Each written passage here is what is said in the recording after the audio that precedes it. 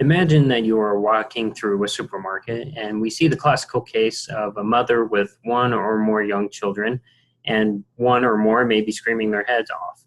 Um, I understand that not every parent is able to control their children, but that they may be initiating the wrong teaching techniques. Now, there's a lot of contention around the ways that we should teach our children.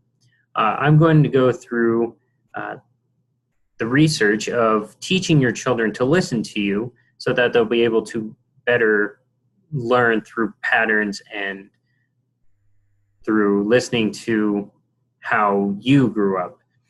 Now, understandably, children at a young age do not understand why their behavior is unacceptable. Now, in an article from AHA Parenting, they say your child is no dummy.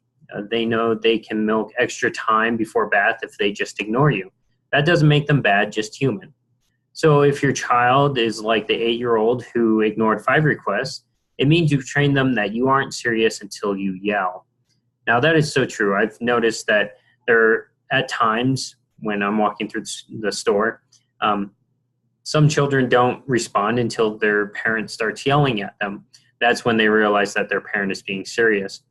Now, what I propose is that we create a pattern in which our children will begin to learn that when we say a certain thing or tell them to listen to us, that they realize that the way they're acting is not the way that they need to. And by doing so, it'll teach them to act a certain way. Now, understandably, the best way to teach our children is through our own experiences.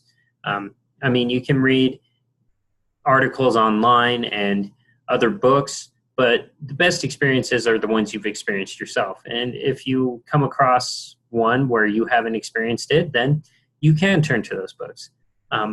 Now, children understandably will be bored by the stories that you tell them, but you want to make sure that you teach them in such a way that it becomes ingrained in their memory so that they can turn back to it. Now, children will understand that their repetitive behavior will lead to the same thing and that they won't get anything out of it. In another article from Psychology Today, they state most parents are familiar with the early morning rush to get everybody out the door on time, along with their lunches, gym clothes, musical instruments, signed homework, and so on. The child who gets distracted and seems unmotivated to get ready on time is the greatest challenge to a busy parent. Many parents feel out of control and try desperately to control the situation by nagging or criticizing. The problem with nagging is that you are actually training kids to ignore you because they know there will be more reminders down the road. And that makes sense. We want to make sure that our children understand when we say one thing, we mean it and that they need to do it.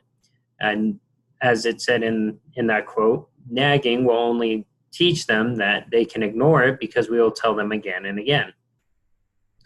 And understandably, our children will, over time, close themselves off because they feel like we don't understand what they're going through and they are experiencing things that we don't know about. So as I said earlier, we want to make sure that we teach them through our stories, our experiences that we've gone through.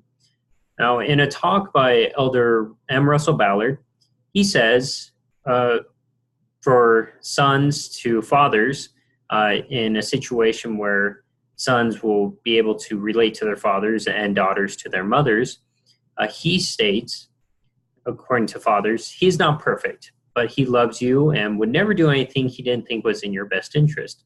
So talk to him. Share your thoughts and feelings, your dreams and your fears. The more he knows about your life, the better chance he has to understand your concerns and to give you good counsel. When you put your trust in your dad, he will feel the responsibility of that trust and try harder than ever to help and understand on your behalf. As your father, he is entitled to inspiration. His advice to you will be the heartfelt expressions of someone who knows and loves you. Your dad wants more than anything for you to be happy and successful. So why would you not want to trust someone like that?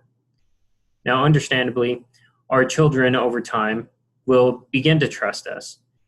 They'll turn to us. They'll want us to know how their day went, what things they're struggling with. But we have to create that bridge of trust.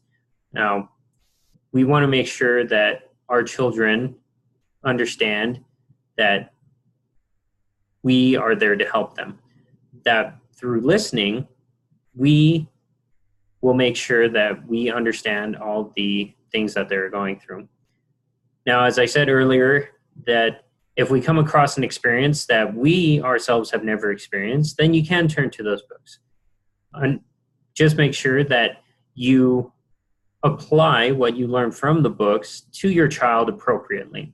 We want to make sure that it doesn't take away or tear down from what you've already built up. That pattern, as I stated earlier, we want to make sure that that pattern stays enforced, that whatever action or behavior they act out on is within accordance to how we want them to act. Now, children will over time understand that we as their parents are the best people to talk to. They can teach, they can talk to their teachers, they can talk to their friends, they can talk to their grandparents.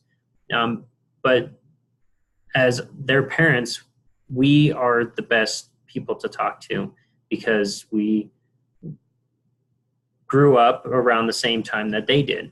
And so by doing so, we want to make sure that we as parents are available when they need us.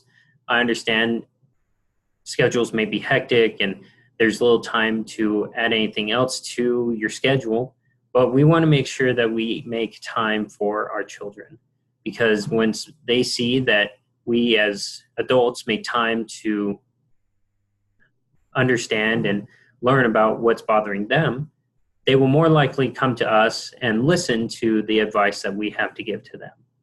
And so I encourage you to make sure that you make time for your children and help them understand that you are there to listen.